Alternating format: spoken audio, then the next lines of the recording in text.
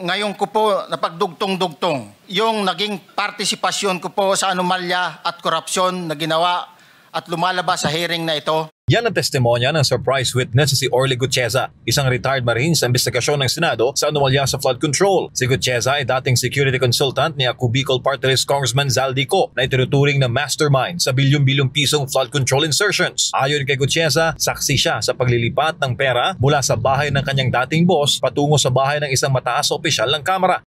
Yung palang pera na binubuhat namin at dinideliver mula sa masamang gawain na nagdulot ng baha na ikinamatay ng tao at imbis na gamitin ang pera sa edukasyon, medikal at programa na mapunta lamang pala sa bulsa ng mga politiko. Katunayan, para hindi raw mahalata ang kadalang transaksyon, binansagan nilang basura ang mga maletang naglalaman ng milyong-milyong pondo. Bukod kay Congressman Ko, may iba pa raw siya nakitang kongresista na sangkot. Ang isang ehemplo na nagdala ng pera ay si Congressman Eric Yap ng AXIS Party List. 46 na malita ang dala niya sa bahay ni Congressman Zaldico sa Valle Verde 6. Pagkatapos mabilang, isinakay namin sa mga sakyang patungo sa Horizon Residence sa Taguig. Itinanggi naman ni Congressman Yap ang pagkakadawit sa issue. Bukod kay Yap, pinangalanan din ni Gutierreza si dating House Speaker Martin Romualdez na pinagdadalhan daw nila ng pera mula sa mga bahay ni Congressman Ko.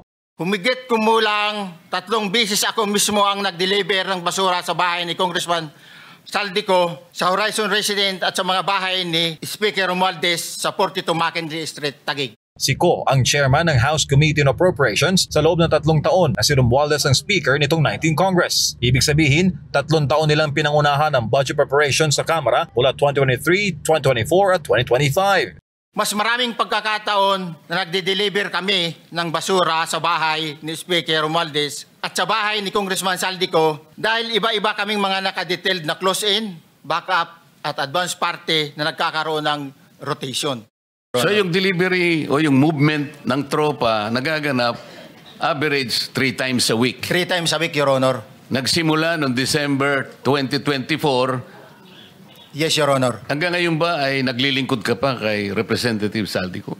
Sa kasalukuyan po ay nag-resign po ako noong August 5, itong taon po na ito. Binansagan ng marami bilang pinakakorap na pambansang pondo sa kasaysayan ng Pilipinas ang 2025 national budget na dumaan kina Ko at Romualdez. Humiling naman si Gutierreza na isailalim siya sa Witness Protection Program dahil sa bigat ng kanyang isiniwalat. At ngayon po ay hawak ko nga ang inyong sinumpaang salaysay na nung draft ito ay binasa ko. Ganun din nga po at wala namang pagbabago. At gusto ko lamang pong sabihin ninyo na mayroong pirma sa ibabaw ng pangalang Orly Regala Gutesa. Kayo po ba ang nagpirma nito? I confirm, Your Honor. At gaya po ng sinabi nyo sa akin kahapon, voluntaryo ninyong ginawa ito. At wala namang namilit sa inyo. At katotohanan yan, ako nga po ay ininyayahan nyo para makita ko yung inyong salaysay. Yes, Your Honor. Ito po ay pinanotaryo ninyo. Nakikita ko rin po. Totoo po ba itong notaryong ito? Totoo po, Your Honor. Okay. Ngayon, kayo na po ang magbasa para sa ganun ay marinig po ng buong kapulungan. Pwede po niyong basahin ang inyong salaysay. Maraming salamat, Your Honor. Mr. Chair, can he proceed? He may proceed. Ako po'y nagpapasalamat sa pagkakataong ito. Sa Senate Blue Ribbon Committee, Senador Ping Lacson, sir. At sa iba pang member na nandito po. Ako po si Orly Gutierreza, may asawa, nasa tamang edad, Pilipino. Makatapos makapanumpa na ngayon sa umiiral na batas ay nagsasaad at naglalahad ng gaya ng mga sumusunod. Ako po ay lumabas upang magsalita sa isyu na ito. Bilang isang dating sundalo, inaalay ko ang aking buhay para sa ating bansa.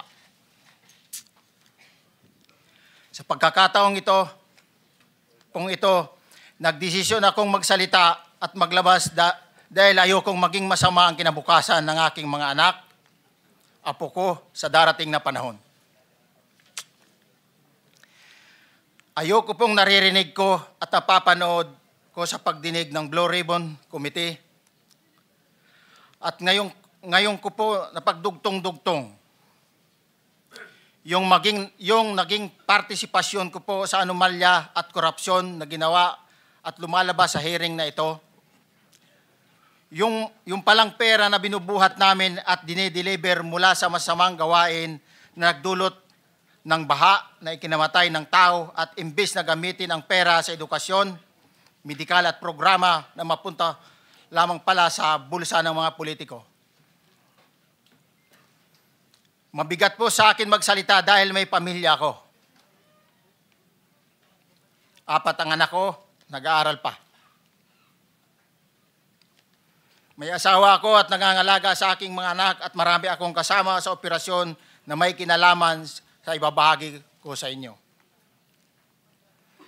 Nagtatrabaho lang po kami ng mga kasama kong sundalo sa Philippine Marines. Huwag sana isipin na aking mga kasama na nagtatraidor ako. Ako sa aming trabaho at pinagsamahan dahil pare-parehas kaming may pamilya at gusto lang naman naming ayusin ang kinabukasan ng bawat isa.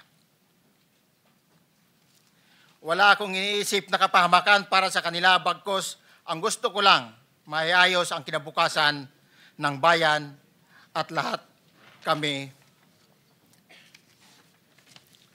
Noong December 5, 2004, na-hire ako bilang security consultant sa Ako Bicol Party List or AKB kay Congressman Saldico. At nasimula ng duty ko kay Congressman Saldico. Bawat umaga, nagre-report ako sa BGC sa Horizon, sa Bonifacio Global City, kung saan nakatira si Kong Saldico. Tuwing may duty at detailed ako sa basura, it means itong basura, ito yung box ng pera na pinag-uusapan natin sa kasalukuyan. Mr. Gutesa, mag-stick ka lang sa binabasa mo. Huwag ka nang nag-a-adlib. Kung ano yung nandito, basahin mo lang. Yes, Your Honor. Tuwing may duty detail ako sa basura, pumupunta kami sa 28 Ladybug Corner, Dragonfly, Valle Verde 6, Pasig City. Tagabuhat lang ako ng malita ng basura. Ang ibig sabihin ng basura ay malita na may lamang pera. Ang bawat malita ay may lamang humigit kumulang 48 million pesos.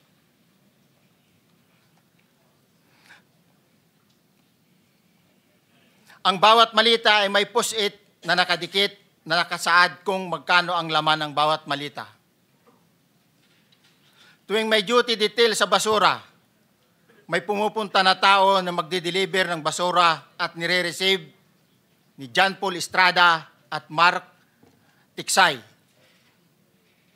Ang mga executive assistant ni Congressman Saldico at sila ang mga detailed sa mga ganyang activities.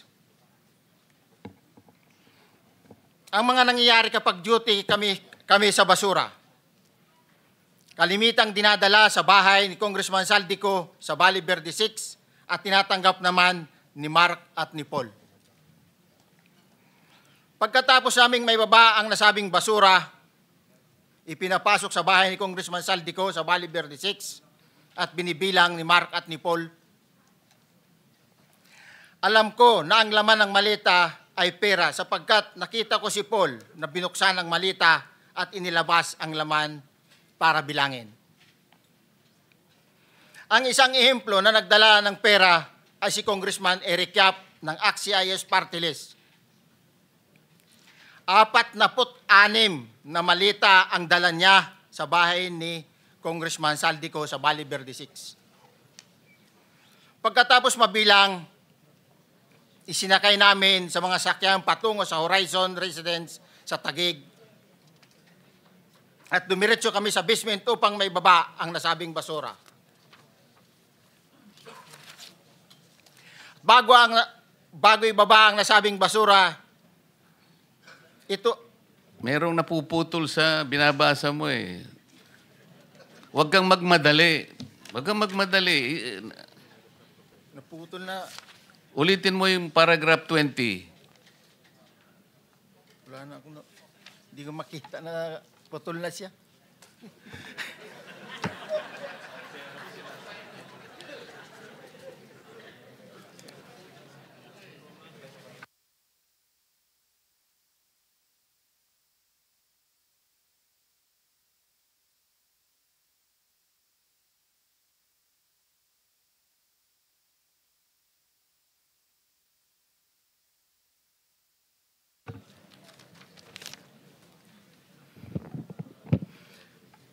Pagkatapos, mabilang ang sinasakay namin sa mga sakyang patungo sa Horizon Residence, Taguig.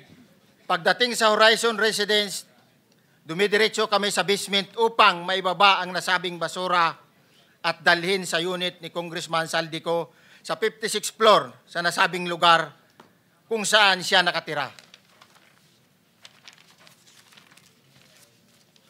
Bago ibaba ang nasabing basura, ito ay bawas na.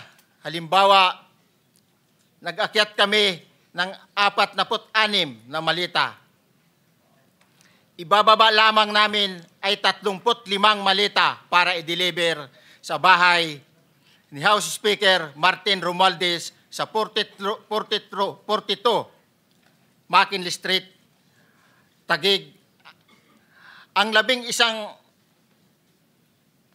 labing isang malita ay naiwan sa taas ng 56th floor sa Horizon Residence. Humigit kumulang 3 bisis ako mismo ang nag-deliver ng basura sa bahay ni Congressman Saldico, sa Horizon Residence at sa mga bahay ni Speaker Romualdez sa 42 McKinley Street, Taguig. Mas maraming pagkakataon na nagde-deliver kami ng basura sa bahay ni Speaker Romualdez at sa bahay ni Congressman Saldico dahil iba-iba kaming mga nakadetailed na close-in, backup at advance party na nagkakaroon ng rotation. Sa huli, ako po ay nagnanais na mapasailalim sa Witness Protection Program dahil alam ko po nanganganib ang buhay ko at ang aking pamilya sa ginawa kong paglalahad na ito. Sa katotohanan na ang lahat ay nilagdaan ko, ang salaysay na ito ay kusang loob at walang anumang pamimilit at bunsod lamang ng hangarin matulungan ang ating bansa. Ito po ay nilagdaan ko, Your Honor. Thank you, Orly. Before you proceed, meron lang ako papakitang litrato sa iyo. No? I-confirm mo, kasama na rin si Bryce, kung yan ba si Paul na binabanggit mo. I confirm, Your Honor. Yun nga po, Your Honor. Siya po. Okay, so, yeah, for the record, andito po yung litrato nung binabanggit na si Paul. Ang palyado nito.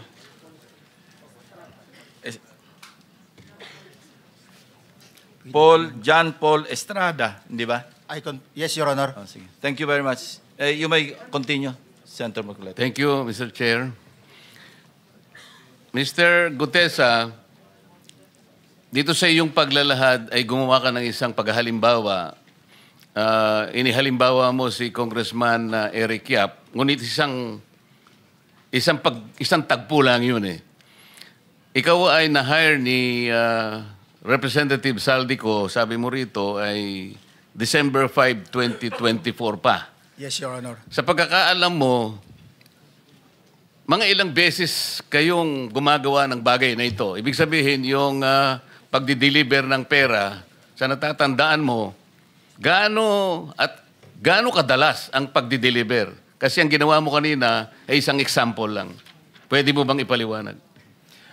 Your Honor, minsan kasi pag-duty kami, ang actual ko na delivers talaga sa bahay ni Congressman Romualdez is 3. Tapos pag may duty kami, nagkakaroon ng detailed. Minsan namumonitor ko doon sa group chat namin, may basura tayo deliver. minsan namomonitor ko siya is 3 times a week ang delivery doon sa Forbes, sa bahay ni Kung Sal, ni Kung Romualdez.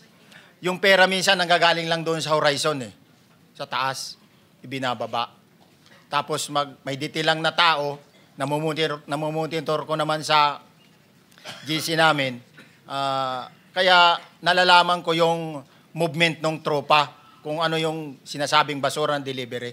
Your So Honor. yung delivery o yung movement ng tropa nagaganap average 3 times a week. 3 times a week, Your Honor. Nagsimula noong December 2024. Yes, Your Honor. Hanggang ngayon ba ay naglilingkod ka pa kay Representative Saldico? Sa kasalukuyan po ay nag-resign po ako noong August 5, itong taon po na ito.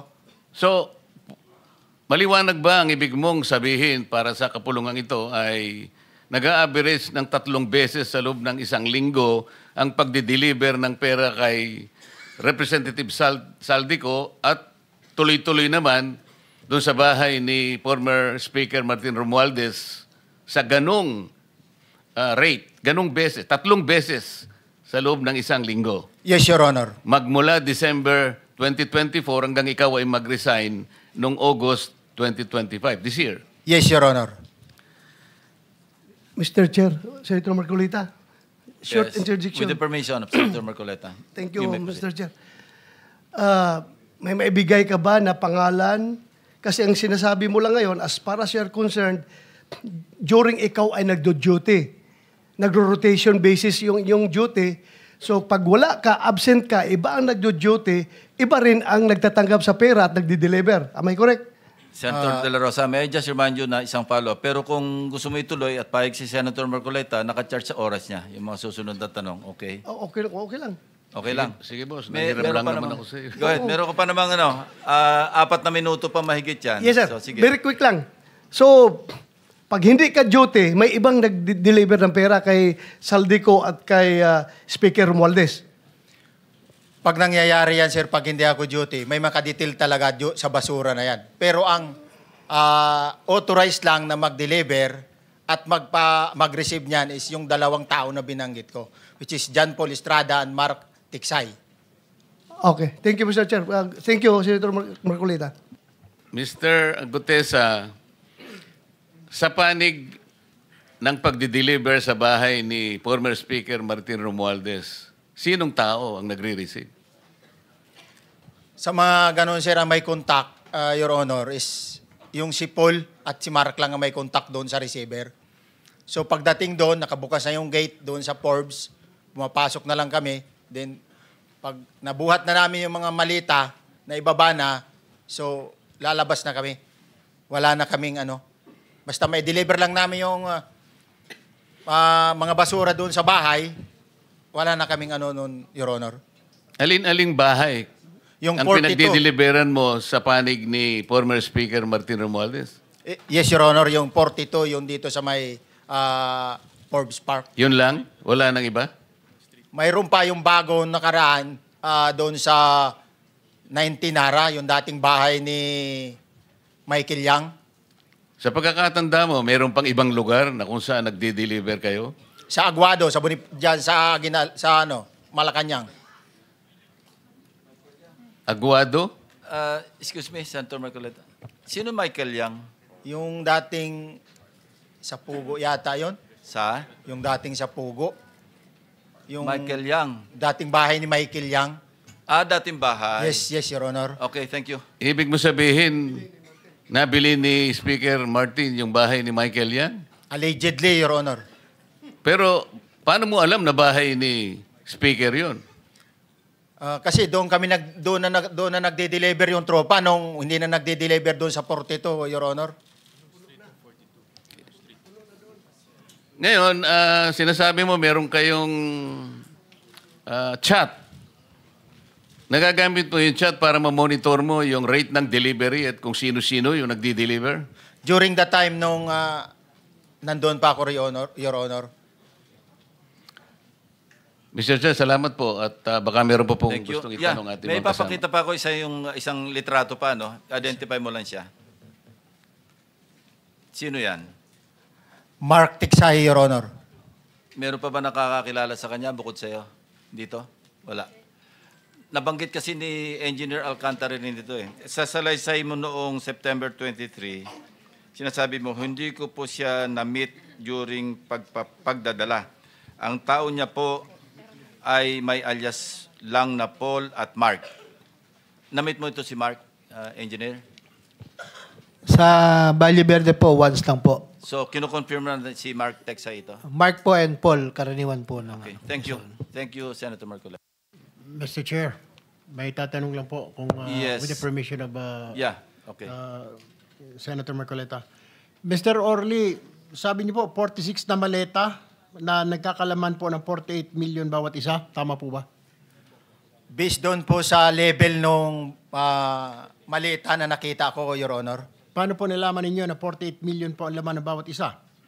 Kasi bawat malita po, mayroon siyang post-it na nakalagay, may sign na 48. Lahat po yun may 48. Yes, Your Honor. So, yung 46 maleta, 48 million ang laman ay nagkakahalaga po ng 2.2 billion. Alam niyo po ba yan kung 3 times a week ang sinasabi ninyo ang delivery? Based sa my experience, doon lang ako naka-experience ng 46 nung time na yon, Your Honor. Hindi naman po every week or monthly ito. Yes, Your Honor. So at one point, yung 46 na maleta, 48 million ang laman, 46 times 48 million ay 2.2 billion. Excuse me, Senator Marcoleta, paubaya mo na sa kanya yung oras na naiwanan mo, now 1 minute. Isang tanong niya lang. Sige, okay. 2.2 billion. Ganun po yung multiplication eh. Siguro, Your Honor, yun ang lumalabas.